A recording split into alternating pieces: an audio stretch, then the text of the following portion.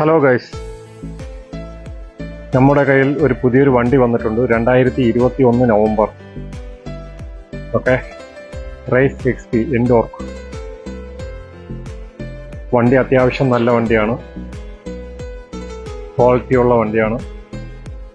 okay,